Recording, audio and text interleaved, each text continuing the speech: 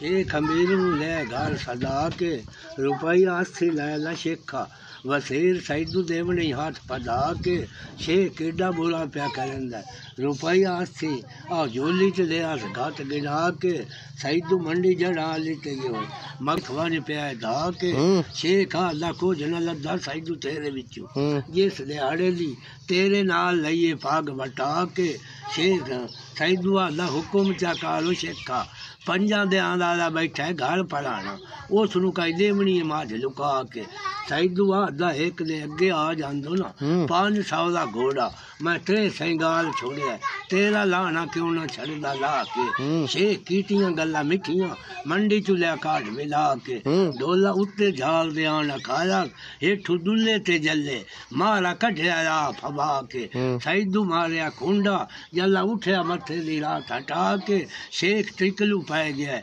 पेड़ ते लिया ने ढा के बाहीं जल्ले दे हथ पदाइयां जांदे बाकी आओ मुंदरी सोने दी ले ला के जल्ला पिया पुछदा सैदू कोलू जिस दिहाड़े ते मेरे लत्ती दे के कुखे तै केड़ा केड़ा आंदा संग ला के सैदू आदा मैं तैनू सच्ची च दसा ता तो मैनू कोई नहीं देवना साख पन्ना के ओ खास हराम दे हुंदे जेड़े मर्दी बाकी आओ बेलियां दा बन्ने ने घर भी खा के जिस दिहाड़े तेरे मैं लत्ती दे के कुखे मैं राग नहीं फुरकन दिती मेरी क्यों पे कढ़ना जे सता के जल्ला दागा पैनी चाक वसीरा दे तू मोर्चा बह ला के जल्ला छड़ा रार सुनींदा पर सैदू राठा दी आदते सैदू राठा दी आदनू आओ जंदरे मार गया पर कुंजियां टिक गया वेच